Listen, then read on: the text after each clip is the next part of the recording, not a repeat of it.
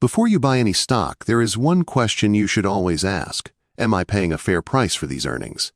That question is at the heart of stock valuation, and the tool that answers it is the price to earnings, or PE ratio. It is the most widely used valuation metric in the world, used by individual investors, hedge funds, and Wall Street analysts every single day. By the end of this video, you'll know exactly how to use it. Now, what does that number actually mean? A PE below 15 generally suggests the stock may be undervalued, or that the market expects slow or declining growth. This is common in mature, stable industries like utilities or traditional banking. A PE between 15 and 25 is considered fair value for most established companies. The S&P 500 has historically averaged around 15 to 20. A PE between 25 and 40 usually reflects a growth premium. Investors believe the company will grow its earnings fast enough to justify the higher price. This is where risk increases. A PE above 40 is expensive territory. It requires near-perfect execution from the company. If growth disappoints even slightly, the stock can drop sharply. This is common in high-growth technology and during market hype cycles. Let's look at some real examples. Apple trades at a PE of around 28.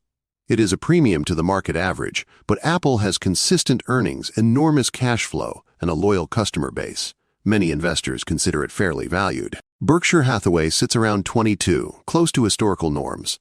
Warren Buffett's diversified holding company generates reliable earnings across dozens of industries. Tesla trades at a PE of around 60. That is expensive territory. Investors are paying for future growth potential, not current earnings. If Tesla delivers, it is justified. If it doesn't, the stock is vulnerable. Coca-Cola sits around 24, steady and predictable as you'd expect from one of the world's most recognized brands. Amazon trades around 45, reflecting high expectations for continued growth in cloud computing and e-commerce. Note, these are approximate values for illustration purposes only. Always check current figures before making any investment decision. The PEG ratio, price earnings to growth. Adjust the PE for the company's growth rate. The formula is simple. PEG equals price to earnings divided by the annual earnings growth rate. A PEG below 1 suggests the stock may be undervalued relative to its growth. You are not paying full price for the growth you are getting. A PEG around 1 means the stock is fairly valued. The price approximately matches the growth rate. A PEG above 2 generally suggests the stock is expensive relative to its growth. This requires strong conviction that the growth rate will accelerate further.